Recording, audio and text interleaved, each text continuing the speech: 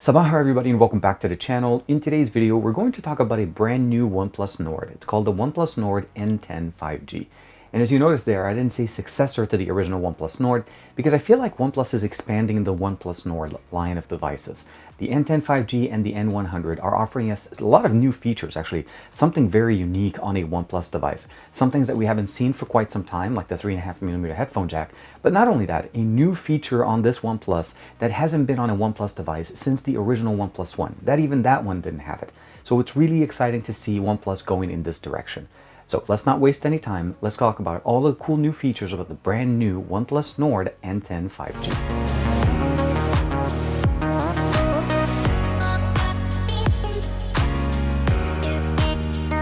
Like and subscribe and make sure you hit that bell icon so that you're always notified whenever we have new videos on the channel. So what I have in front of us is the N10 5G. This is the brand new OnePlus Nord. And of course we have the original OnePlus Nord that came out earlier this year.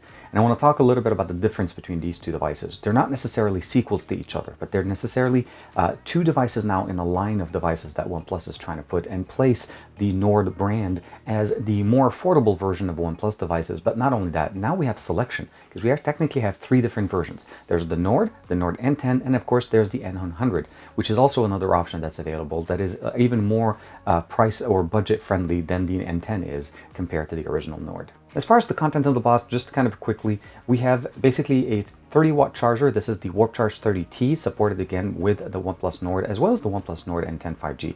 So fast charging on this is going to be pretty good. We have a 4300 milliampere battery here. And of course, you can pretty much see here right there, dead center, well, not dead center, but like right in front of us, the fingerprint sensors on the back of the device, which is something that is also very unique. A quad camera setup in the back, and of course a USB-C to USB Type-A cable that comes in the box, and that's pretty much it. There's no case in the box, so for us, pretty much, if you're looking to get a case, you need to pick that up separately directly from OnePlus. But as far as the actual comparison, what we get as far as here, as opposed to what we get here with the OnePlus Nord, the biggest difference that we'll notice right here is that the device here is a 6.4-inch display as opposed to a 6.49-inch display. So a slightly bigger display or a slightly different panel, both running 90 Hz refresh rate. The processor here is the Snapdragon 690 with 5G, so this is going to be supporting the X51 modem. Here we're going to be looking at the Snapdragon 765G with the X52 modem. Internal storage, it will vary, but the model that I have here is a 6 gig, 128 gigs of internal storage. Here we have 12 gigs of RAM with 256 gigs of storage. One big difference between these two devices is that this device supports an SD card. I can actually expand my storage even more, which I actually have an SD card in here, and we'll get a chance to check it out. Again, OnePlus Nord to the OnePlus Nord N10 5G. Both of them are running Android 10.0 out of the box, again, with Oxygen OS. So that's the biggest difference between the two, is essentially is that we're getting a slightly different configuration here to be able to support what we need out of the OnePlus Nord line. So a 765G processor with X52 modem, and of course no expandable storage. The fingerprint sensor is in the display here as opposed to what we have it present here on the back.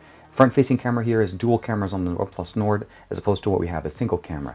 Now, capabilities-wise though, this actually does have a little bit better optics in the front since it can shoot 4K on the front-facing camera. This one can only shoot 1080p. But when it comes down to the actual aesthetics, you can definitely see here, we have a quad camera setup here on the back as well as a quad camera setup on the back here. No wireless charging, a 4100 milliampere battery to a 4300 milliampere battery. On the right, we notice that there's something a little bit missing here. So we have a power button, but we don't have that notification slider anymore here. We have one here, and of course what we have is just the notification slider on the OnePlus Nord. And when I reached out to OnePlus, essentially it's based on the cost configuration that they were able to get at the price point here on the OnePlus Nord N10. Basically, those are the decisions that were made. And personally, I think this is something that is, you need to appreciate the price that they're trying to go with. Microphone present right there on the top on both of them. And on the left side, we have the volume rocker for both of them. And of course, here we have the SIM tray that's capable of supporting 2 SIM cards as well as an SD card. The SIM tray on the original Nord is present on the bottom. We have one of the microphones, USB-C, bottom fire and speaker. And of course, the N10 has something a little bit different, that nice, unique, very strange thing that we haven't seen on other phones. It's a 3.5mm headphone jack that is built in, the microphone, the USB-C, and the bottom firing speaker. Of course, we have stereo speakers here on this since it's really nice. This has really given us a great experience of what OnePlus can do at this price point with the OnePlus Nord. Now, as far as the cameras that we have here on the back, we have a quad camera setup. The primary shooter is a 64 megapixel sensor as opposed to the 48 on the original Nord at f1.7. We have an 8 megapixel that's going to be our ultra-wide lens at f2.2. And of course, we have two secondary, or basically a tertiary and last camera here are essentially a macro lens and a mono lens, essentially providing us the ability of doing really close-up shots as well as black and white photography.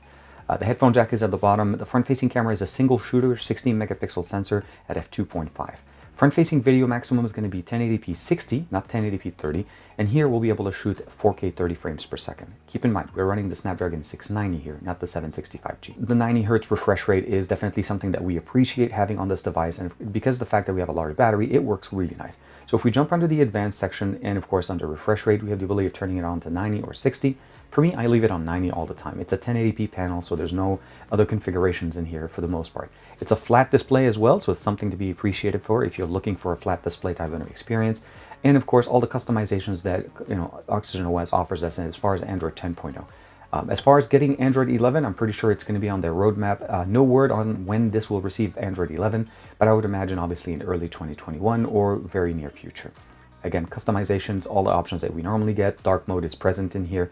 So in Android 10, dark mode, you had to go into customizations. You had to turn on the preset theme, where in Android 11, you had that ability of just doing it straight from the notification shade. Zen mode, Fanatic mode, the gaming mode, of course, screen recording, hotspot, reading mode is in here, screencasting is in there. We do have NFC, of course, and all of the other options that you normally expect from a OnePlus, and of course, all of the smartphones in 2020. So we have obviously really good speakers. Charging is again supported with the Warp Charge 30T, which means we'll be able to charge this guy really quickly.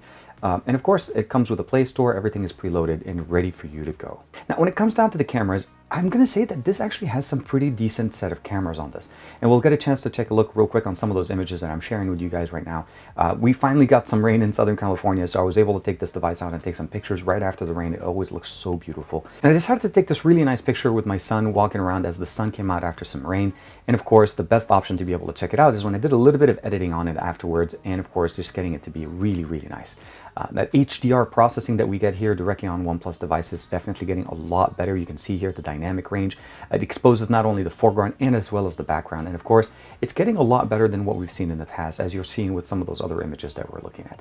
So we have normal standard mode. We obviously ability of jumping into the wide angle lens. And of course, we have video. Again, front facing video, maximum 1080p 60, back facing video 4K 30 frames per second.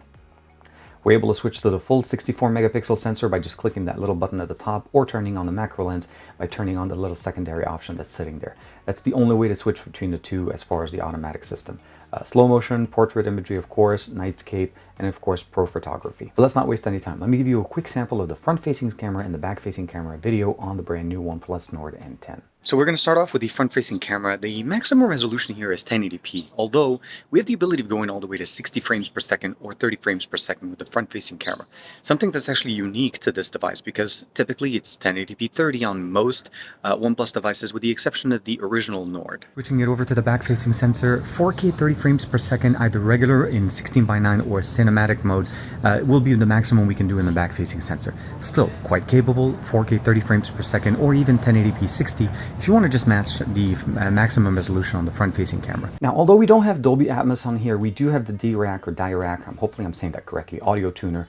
So it gives us the ability of actually customizing our experience. So dynamic is going to be more your automatic mode. Movies and music obviously will give you better tuning there. But again, those are things that we normally expect. We obviously have earphone mode. Those are standard stuff that we see within OnePlus. And of course, live caption, all the standard options that you normally get there. And it is going to be basically updated frequently. This is a OnePlus device, so I'm pretty sure that updates will be coming out very frequently. This N10 5G is a European model, so for me in the US, at least on T-Mobile, I've been getting on and off 5G signals showing up here on the top right, but for the most part, we've been running basically 4G LTE. But I do want to mention basically that even at 4G LTE speeds, I'm still getting about 80 down, 35 up, depending where I am. So it depends really on the experience that you're using, but for the most part, I think you're going to be happy and see exactly what you're able to get. And as you can see right there, this is on T-Mobile here in the US, and it is registering as 5G. Again, you have the ability of using either 2 SIM cards or of course using that SD card to expand the internal storage. Now let's jump over real quick to a quick audio test. This is a video that I posted yesterday about a BenQ projector. So let's go ahead and put it on, volume all the way up, 100%. Of course, we don't need live captioning. So hi everybody and welcome back to the channel. In today's video, we're going to check out the brand new TK850i from BenQ. This is a 4K DLP. Like and subscribe and make sure you hit that bell icon so that you're always...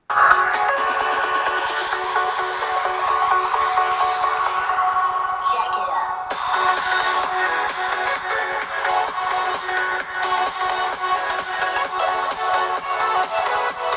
So definitely sounds pretty good. The bass is actually pretty good. It doesn't actually have any tinny issues or any kind of a distortion at the high level. Again, we're playing this at 100% on the brand new OnePlus Nord. Now, I'm pretty sure you guys are wondering, how does gaming work on the brand new OnePlus Nord N10 5G? So that's something to keep in mind. Because of the stereo speakers, you're going to be getting great audio.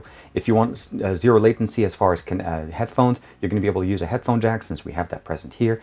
But I will mention something that as far as the resolution or the maximum settings that we're able to get here, again, keeping in mind that this is the 690 processor, not the 765G, we'll be able to basically get HD and high right now. And every time I try to go to HDR, it says coming to your device soon.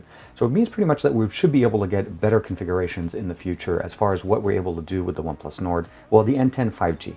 So gameplay on this, very nice, very consistent, and again, just overall performance is very good.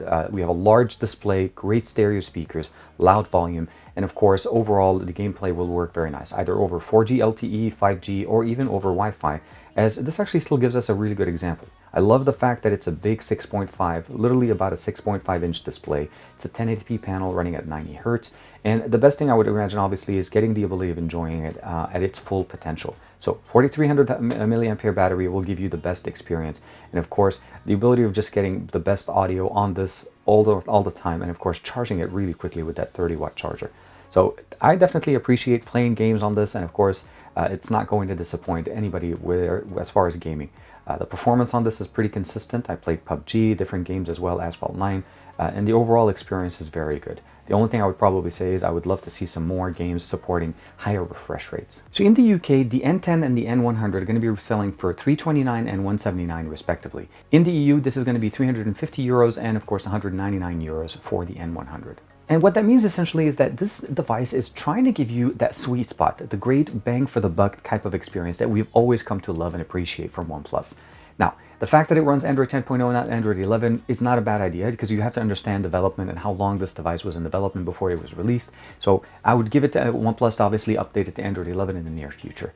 As far as the fingerprint sensor on the back, I think it's the best option that we can get. It reduces the issues of does my fingerprint register, not register, and of course it works perfectly fine. I feel like this is the optimal position for a fingerprint sensor, and it unlocks our device by just pushing on it. I don't even have to touch the power button. The fact that we have an SD card is also an absolute banger there. I really can't say enough about seeing an SD card on a OnePlus, because now we no longer have an issue going with 128 gigs of storage and obviously buying an SD card. That's going to be a really cool feature. At the 3.5mm headphone jack, I mean, obviously I'm excited about the little things because all around, realistically, the 690 is actually a quite capable processor. The images that we're getting here with the quad cameras on the back and the single camera on the front are absolutely fantastic. I have to say, for that 350 euros, if you're looking to get something right now from OnePlus, I think the N10 is the right spot for that. The N100 obviously is a lot cheaper, but there is going to be some compromises in there in the user experience. It does have an ever so slightly bigger display at a 720p resolution, a slightly bigger battery as far as overall, so there's some pluses and minuses there.